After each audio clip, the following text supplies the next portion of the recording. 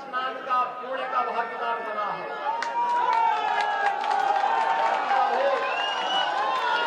न कोई क्षेत्र का भेद, न कोई वर्ण संप्रदाय का भेद,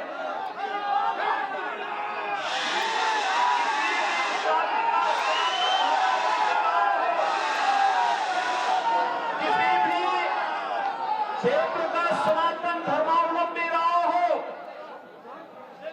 किसी भी भाषा का सनातन धर्मावलंबी रहा हो, भारत में रह रहा है तो भारत के बाहर से है तो आकर के मां गंगा, मां यमुना और मां सरस्वती की प्रेम त्रिवेणी में आस्था की पावन डुबकी लगा करके पुण्य का भागीदार बना है और अपने जन्म और जीवन को धन्य धन्य कह करके सभी को साधुवाद दे करके व्यवस्था से लोगों के प्रति साधुवाद दे करके फिर अपने गंतव्य की ओर प्रस्थान कर दिया। अद्भुत आयोजन था, अद्भुत आयोजन था। और बहनों और भाइयों, दुनिया विस्मयकारी भाव के साथ, दुनिया कोमल की निगाहों के साथ, दुनिया इसे इस अकाल्पनिक अविस्मरणीय और अद्भुत घटना को देख करके भौचक थी। लेकिन सनातन धर्म के अनुयायी उत्साह और उमंग के साथ तब भी थे जब प्रयागराज की धरती से एकता का संदेश गूंज रहा था और उसी एकता के संदेश को लेकर के होली जैसे पावन पर्व को हमें आगे लेकर के चलना है।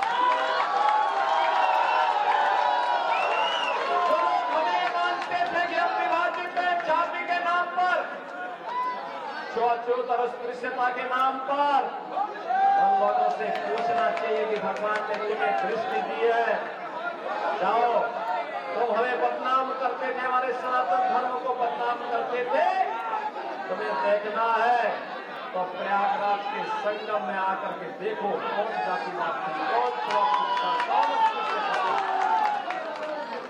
वहां तो राष्ट्राध्यक्ष हो या एक सामान्य गांव का निवासी, वहां पर कोई बड़ा सा बड़ा धर्माचार्य रहा हो या गांव में निवास करने वाला एक सामान्य योगी सन्यासी, इन सब ने एक ही संगम में जाकर के मां गंगा के प्रति अपनी कृतज्ञता ज्ञापित करते हुए आस्था की पावन डुबकी लगाई है। कौन लोग हैं जो बांटने का काम कर रहे हैं? ये वही लोग हैं जिन्होंने अयोध्या में राम मंदिर का विरोध किया। ये वही लोग हैं जो गौ तस्करी में लिप्त थे और गौ हत्यारों को प्रश्रय देकर के उन्हें सत्ता में भागीदारी बनाते थे। ये वही लोग हैं जो बोलते हैं कि भारत कभी विकसित भारत नहीं हो सकता। बहनों और भाइयों, इन लोगों की मंशा देश के प्रति, सनातन धर्म के प्रति जंग जारी रहे और इसीलिए मैं आप सबसे कहने के लिए आज आया हूं कि पर्वों की परंपरा को आगे बढ़ाना और मर्यादा पुरुषोत्तम भगवान श्री राम ने तो हमें मर्यादा का ही पाठ पढ़ाया है। मर्यादा के पथ पर आगे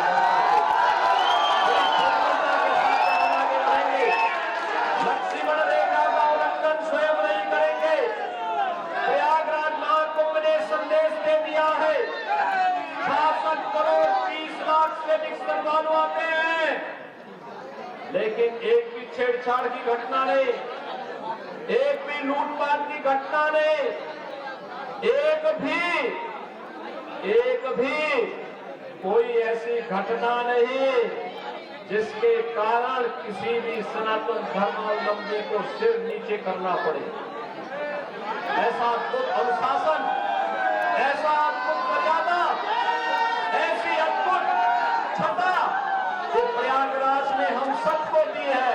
और आज इस अवसर पर जब होली जैसे इस पावन रंग भरे उत्साह और उमंग की होली के साथ जुड़ने का अवसर आज हमें प्राप्त हो रहा है, लगभग 100 वर्षों की इस परंपरा को एक और दुनिया के सबसे बड़े सांस्कृतिक संगठन राष्ट्रीय स्वयंसेवक संघ की शताब्दी महोत्सव का यह वर्ष है और दूसरी ओर इस होली का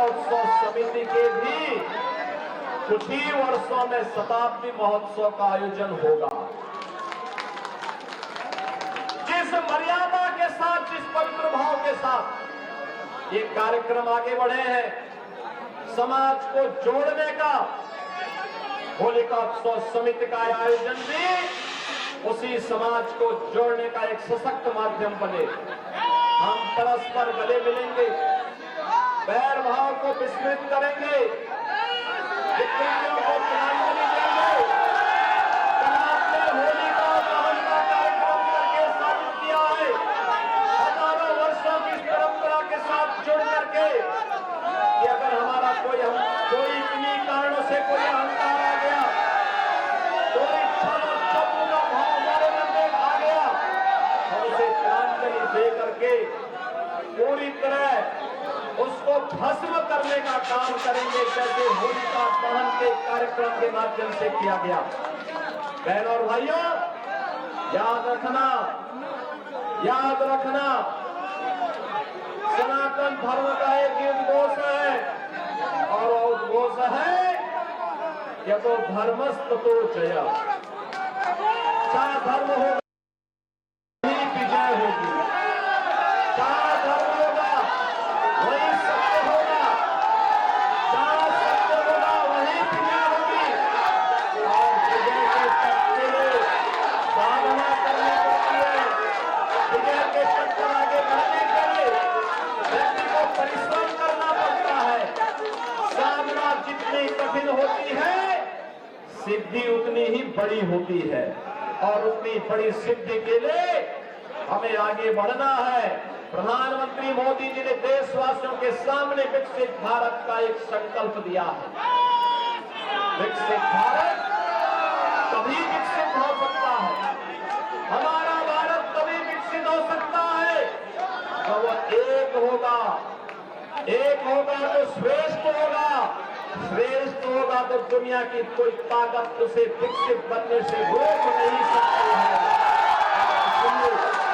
पूरा प्रयास, हमारी पूरी साधना राष्ट्र माता के चरणों में समर्पित होनी चाहिए।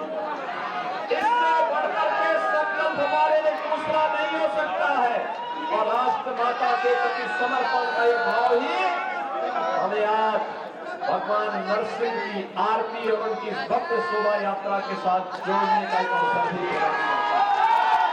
याद करिए कितनी बड़ी परंपरा है। हजारों वर्ष पहले जब दुनिया अंधकार में जीती थी, तब भारत के अंदर सत्य की स्थापना के लिए भगवान का जो तीसरा अवतार होता है, वो अवतार होता है नरसिंह का। नरसिंह अवतार उन लोगों के लिए चेतावनी है जो मान करके चलते हैं कि हम जो चाहेंगे वो कर लेंगे। ये कभी नहीं हो सकता है। इस घमंड को, हिरण्यकश्यप के इस घमंड को होलिका